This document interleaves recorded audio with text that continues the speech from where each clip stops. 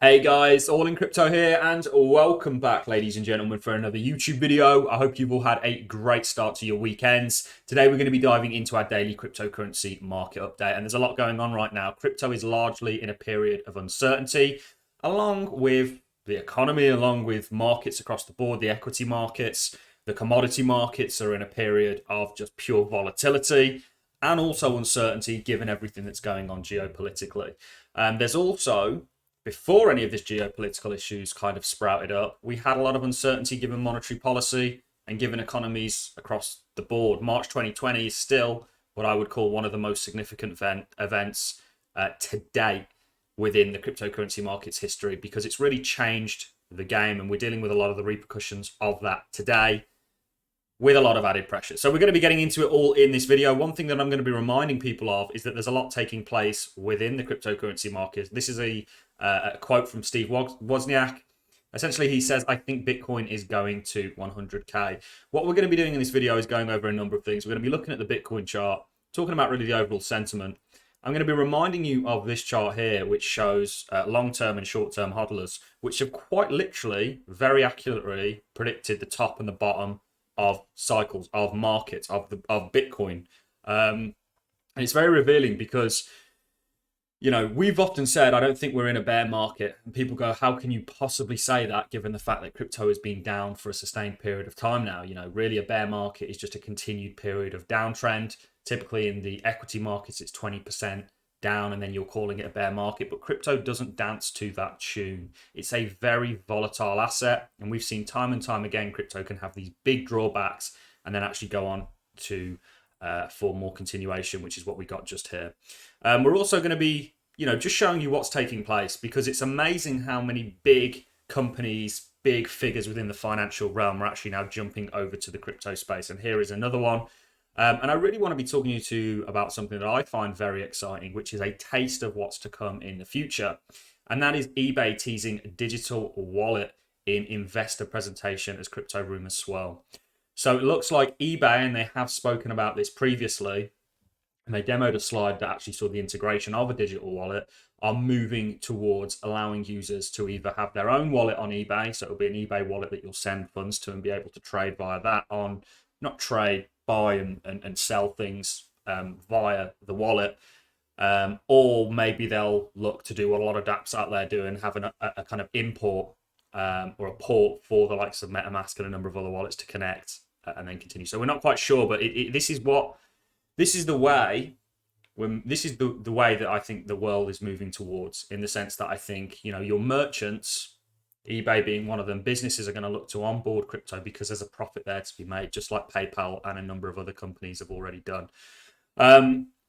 We're also going to talk about the fact that crypto is really at a pivotal point right now, given the executive order that Joe Biden essentially has signed, tasking various agencies within the government to regulate and come up with some sort of framework for the cryptocurrency space. Some of the comments that were included in the order were that they wanted to make sure the US maintained a kind of leader statement in emerging technologies, status in emerging technologies. So let's get into it all, guys. Markets are boring. We've been in a downtrend for a sustained period of time now. And the structure that we're setting up here is pretty interesting because we're actually grinding along the bottom here. You know, it's very different from the previous structures that we've had. You know, this was a kind of a falling wedge. Some people calling for a rising wedge here. I would say it's more of an ascending triangle. You are definitely coiling up here, and we are seeing a lot of volatility. But there is just such uncertainty. I mean, the market, for example, this is the fear and greed index, is in extreme fear, or the Bitcoin fear and greed index, I should say, which largely depicts the market as a whole. This is telling because people are worried. We have a very low retail involvement here at the moment. When the price isn't going up, people really don't want to know. And I'd actually argue that you guys on the other end of the screens that have stuck around, even given the price action to the downside, are the ones that are going to benefit, because you're taking the risk when no one else will. Just like back in 2018, 2019, you know, this was the key years to invest, and you'd have appreciated greatly, certainly some of your altcoins, absolutely exponentially.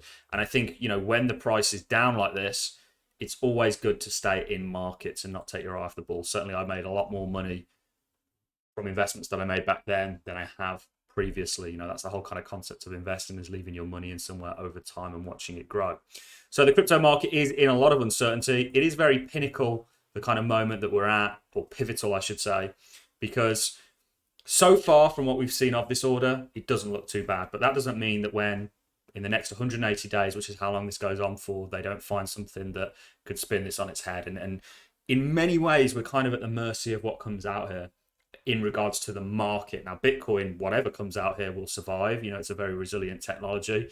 But in terms of seeing that adoption for the US, which is really the biggest market, which is why it matters so much, you know, what comes out of this is really going to change a lot of things. And could you imagine if the end of the 180-day period, they go, look, we're going to regulate it, we're going to tax it the same way that we do potentially equities. It's not securities, it's commodities. Everything is a commodity by default until proven otherwise, except for, I think, onions, which is potentially quite interesting.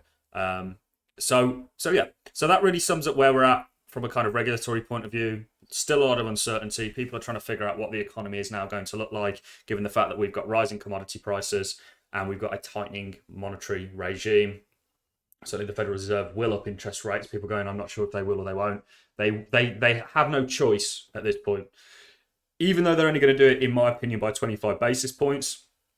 Jerome Powell said that is what they're looking at. I don't think they're going to do it by 50. Basis points is just fractions of a percent. So 25 is obviously a quarter of a percent.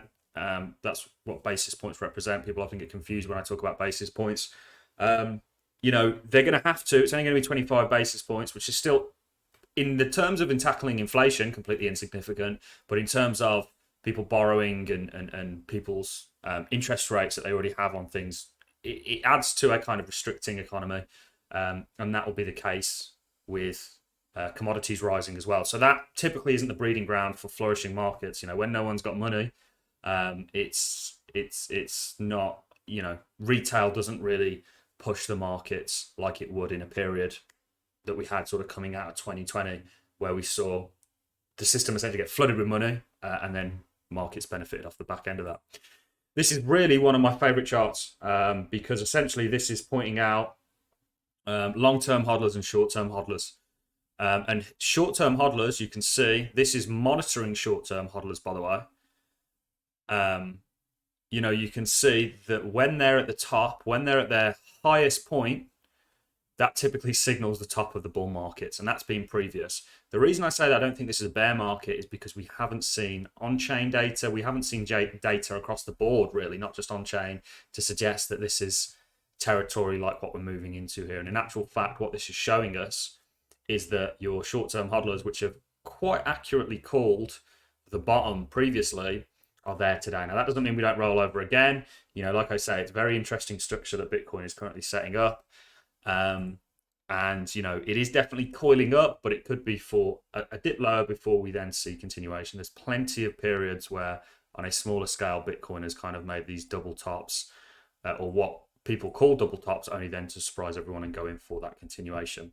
One thing I really want to emphasize, I mean, this was some comments from Steve Wozniak, of course, was the co-founder of Apple, saying he thinks Bitcoin is going to 100K. I think we will absolutely get there. I think it's a matter of when, not if, at this point. But of course, markets right now have to contend with a lot of things, which has kind of stunted the growth of everything. I think, you know, crypto is a very speculative. You have a lot of the same speculators within the crypto space that you have in the traditional financial world, and it moves similarly to your equities as a result of that. Certainly the likes of your NASDAQ and a number of other things. But we are seeing somewhat decorrelation, decoupling, which is certainly telling. So this is another article. This is Citigroup, or Citi director leaves to start own crypto company. Why is it, and it's an important thing not to take your eyes off, that we see constantly big directors, big players in the financial sector moving towards crypto? It's because that's where they see the boom sort of going. You know, that's the next kind of sector, in my opinion, that I think they're going to push and get behind. And you know, really excel it, and it's all going to tie in, I think, with some of the regulations that we get, or the kind of framework that we get from the US government. We are seeing a number of other governments across the board actually look to, I think Mexico today, something with the Mexican government has essentially acknowledged Bitcoin in some form. I'll have to do a bit more diving into that, but it's, you know, it's kind of the domino effect is already starting, ladies and gentlemen. And certainly at a period like where we are currently with max kind of distrust for the dollar and for governments, something like Bitcoin really shines bright. This is from the Bitcoin archive. eBay had a digital wallet slide during its investor presentation day, and it goes on to say Bitcoin is inevitable. Not necessarily, but it is certainly, you know, we are on the journey to adoption. So eBay teases digital wallet in investor presentation as crypto rumors swirl. CEO Jamie, I'm not going to try and say his second name, recently said eBay is studying crypto as a form of payments. So whether this is eBay, what they'll do is essentially allow you a wallet on your account that you'll deposit your USDT or your Ethereum or whatever it may be, Bitcoin into, and then you'll be able to use that to buy and sell things on eBay, or whether it'll be like a kind of a port for some of your wallets, whether it be MetaMask or a number of other, to actually sort of join and then trade via that. So there's two ways they could do it. This is a trend that we're going to see continuing for companies because there's money to be made there. You know, they can benefit greatly from just the fees associated with using crypto that they'll sort of charge. We've covered this. Also, still see $1.8 billion pulled into crypto companies and funds this week. So you're still getting a lot of venture funds. You're still getting a lot of big venture funds and big players piling money into crypto and its infrastructure. Again, because I think people know what's coming for the cryptocurrency space. It's going to be a pretty spectacular year. We've got some news here about the US and EU doubling down on measures against potentially using crypto to evade sanctions. Of course, they're going to do that. They will penalize, I think, on-ramps for crypto. You can't actually you can't stop anybody from using Bitcoin if you practice self-custody, but you can certainly ban people from using on-ramps like Coinbase, like Kraken, although Kraken have said that until they get forced to do something, they're not going to, which I actually admire, going against the grain in that respect, certainly when it comes to the individuals within the city, the country in question, who haven't done anything and are really paying the price of a few bad decisions. This is also something that we're probably going to do a longer video on in regards to the Bretton Woods 3 thesis, which essentially talks about the evolution of monetary policy and where we're potentially heading given everything that's happening right now.